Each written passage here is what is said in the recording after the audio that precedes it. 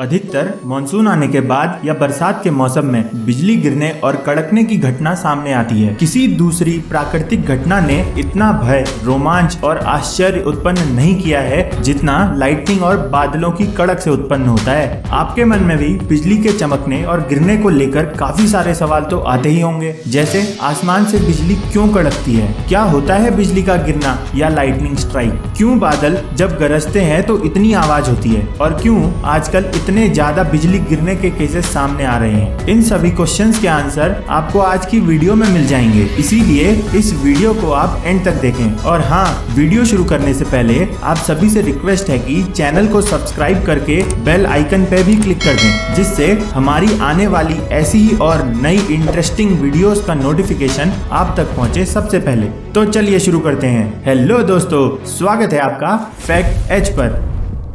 बिजली क्यों कड़कती है समझने के लिए हमें सबसे पहले ये समझना होगा कि बादल बनते कैसे हैं। अर्थ की वाटर बॉडीज जैसे रिवर्स, ओशियंस, लेक्स से पानी गर्मी की वजह से भाप बनकर ऊपर जाता रहता है, मतलब कि इवोपोरेशन होता रहता है। भाप जैसे जैसे ऊपर पहुंचता है ठंडा होने लगता है और ठंडा होके पानी में कन्वर्ट हो जाता है और वो छोटी छोटी पानी की बूंदें इकट्ठा होकर बादल का रूप ले लेती हैं। बादल अर्थ सरफेस से करीब 10 किलोमीटर से 16 किलोमीटर की रेंज में पाए जाते हैं और ऑलमोस्ट हर 165 मीटर ऊपर जाने पे टेम्परेचर 1 डिग्री कम हो जाता है, यानी 1 किलोमीटर ऊपर जाने में ऑलमोस्ट 6 डिग्री टेम्परेचर कम हो जाता है। और बादल तो मिनिमम 10 किलोमीटर की हाइट पे पाए जाते हैं, तो ऑलमोस्ट 60 डिग्री का फर्क पड़ जाता है। इसका मतलब हुआ कि अगर अर्थ सरफेस का एवरेज टेम्परेचर 30 डिग्री है तो बादलों का 10 किलोमीटर की हाइट पे करीब -30 डिग्री टेम्परेचर होता है। पानी की बूंदें भी लगातार इकट्ठा होती ही रहती हैं और ठंडा होते रहने की प्रोसेस भी कंटिन्यूअसली चलती ही रहती है,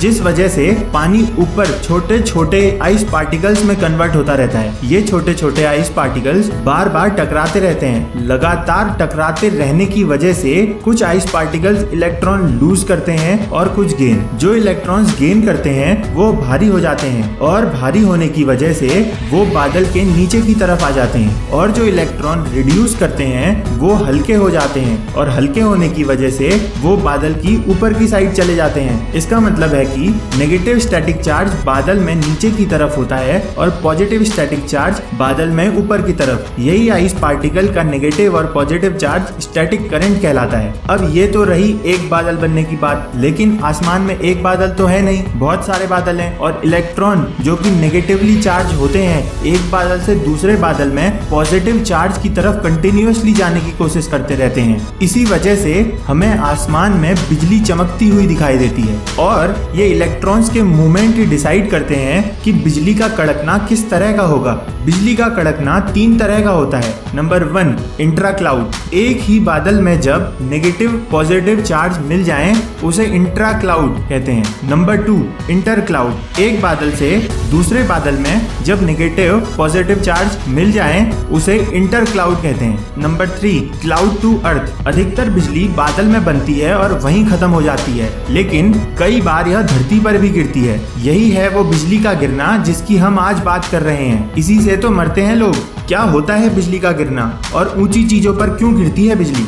बादल में जब बिजली बन रही होती है तब जमीन पर मौजूद चीजों का इलेक्ट्रिक चार्ज बदलता है। जमीन का ऊपरी हिस्सा पॉजिटिव चार्ज हो जाता है और निचला हिस्सा नेगेटिव चार्ज। मीनार, ऊंचे पेड़, घर या इंसान जब पॉजिटिव चार्ज हो जाते हैं तो उससे पॉजिटिव इलेक्ट्रिसिटी निकलकर ऊपर की ओर जाती है। इसे स्ट्रीमर कहते हैं। बादल के निचले हिस्से में मौजूद नेगेटिव चार्ज स्ट्रीमर की ओर आकर्षित होता है, जिससे बिजली धरती पर गिरती है। धरती पर पहुंचने के बाद बिजली को कंडक्टर की जरूरत पड़ती है। आकाशीय बिजली जब लोहे के खंभे के अगल बगल से गुजरती है तो वह कंडक्टर का काम करता है। उस समय कोई व्यक्ति यदि उसके संपर्क में आता है तो उसकी जान तक जा सकती है। यही कारण है कि ऊंची चीजों पर बिजली गिरने की संभावना अधिक रहती है। अगर आसपास कोई ऊंची चीज ना हो तो बिजली इंसान या धरती पर गिरती है। अब एक क्वेश्चन आपके मन में यह भी आया होगा कि अर्थ में पॉजिटिव चार्ज बना कैसे? जब बादल आते हैं तब अर्थ में हवा या आंधी भी चलने लग जाती है और यही हवा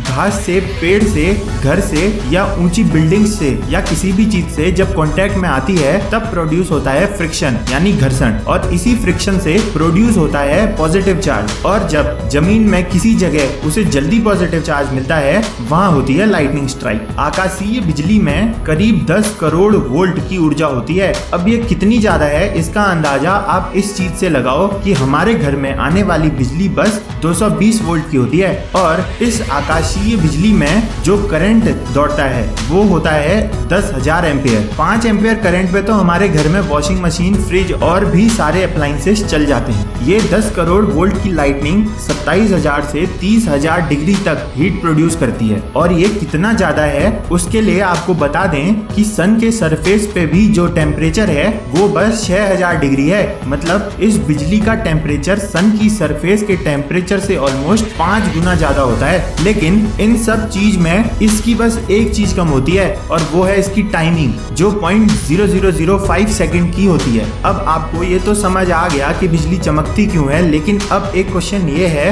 कि लाइटनिंग के दौरान आवाज क्यों होती है। ये लाइटनिंग गर्म होती है करीब 27,000 डिग्री, और हमारे एटमॉस्फेयर में temperature max to max 50 degree होता है। 27,000 से कंपेयर करें तो उसके लिए ये टेम्परेचर तो बहुत ज्यादा ठंडा है। इसीलिए जब इतनी गर्म चीज इतने कम टाइम में इतनी ठंडी जगह से पास होती है तो इतनी आवाज होती है। एग्जाम्पल के लिए जैसे दाल में तड़का लगाना तब भी आवाज होती है, या किसी गर्म रॉड में पानी डालना तब भी आवाज होती है। वही सेम प्रोसेस यहाँ भी एप्लीकेबल है। इसीलिए लाइटनिंग प्रोड्यूसेस साउंड। लाइट पहले और आवाज बाद में। ऐसा क्यों? इसका तो ये रीजन है कि लाइट की स्पीड साउंड की स्पीड से तेज होती है। ऐसा कहा जाता है कि अगर 5 सेकंड बाद आवाज सुनाई दे तो बिजली हमसे 1 मील दूर गिरी है, और 10 सेकंड बाद आवाज सुनाई दे तो बिजली हमसे 2 मील दूर गिरी है। एक इंटरेस्टिंग फैक्ट ये भी है कि 100 मील तक लाइटनिंग दिख जाती है लेकिन आवाज बस 12 मील तक ही सुनाई दे पाती है। बिजली का ह्यूमन बॉडी पे असर। बिजली का असर नर्वस सिस्टम पे पड़ता है और हार्ट अटैक होने से मौत हो जाती है। इसके असर से शारीरिक अपंगता का खतरा होता है। आसमानी बिजली का असर ह्यूमन बॉडी पर कई गुना होता है। जो लोग मरने से बच जाते हैं उनकी बॉडी पे डीप बर्न होने से टिश्यूज डैमेज हो जाते हैं, उसको आसानी से ठीक नहीं किया जा सकता। बॉडी पे जिस जिस जगह पे बिजली पास हुई होती है वहाँ पे पेड़ों की जड़ के जैसा या टैटू के जैसा एक निशान छोड़ जाती है, जिसे लिचेनबर्ग कहा जाता है। दुनिया में सबसे ज्यादा बिजली गिरने वाली जगह, यह जगह वेनेजुएला का मराकाइबो लेक है, जहां एक दिन में अप्रॉक्स 28 बार बिजली गिरती है और मिनिमम 250 बार बिजली की गड़गड़ाहट होती है। चलिए अब जानते हैं कैसे बचें बिजली से। बिजली मैकेनिक को कहकर घर में लाइटनिंग रॉड लगवाना चाहिए। यह एक प्रकार का एंटीना होता है जो बिजली के दौरान अर्थिंग का काम करता है। ये लाइटनिंग रॉड बेंजामिन फ्रैंकलिन नाम के साइंटिस्ट ने बनाई थी। नंबर 2, इस दौरान मोबाइल यूज करने से बचें। मोबाइल टावर से कनेक्टेड होता है, इसीलिए बिजली तेजी से मोबाइल की तरफ जाने की कोशिश करती है। नंबर 3,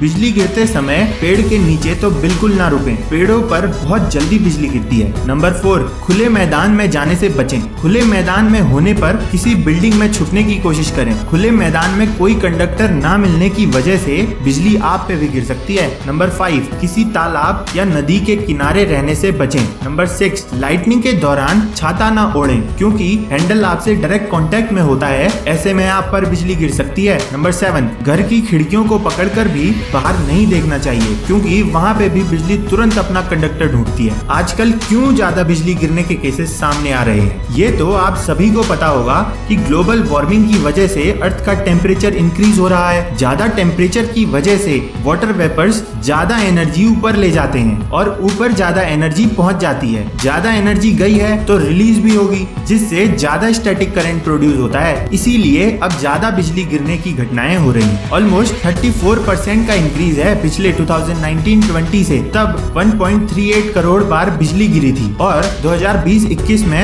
1.85 करोड़ बार बिजली गिरी। एक रिपोर्ट के मुताबिक जितनी भी नेचुरल क्लेमिटीज हैं, इन दिनों दुनिया भर में बिजली गिरने का नंबर 1 स्थान है, जिसने सबसे ज्यादा लोगों की जान ली है। इसका मतलब यह भी है कि जैसे जैसे अर्थ का टेम्परेचर बढ़ता जाएगा वैसे वैसे बिजली गिरने की घटना भी बढ़ती जाएगी। इसी के साथ ये जानकारी यहीं पर खत्म होती है, लेकिन आगे भी आप तक जानकारी पहुंचाने का ये सिलसिला यूं ही चलता रहेगा। तो वीडियो अगर अच्छा लगा है तो लाइक, शेयर और सब्सक्राइब करना बिल्कुल ना भूलें। इसी के साथ आगे जल्द ही मुलाकात होगी। तब तक के लिए keep smiling and keep supporting. धन्यवाद।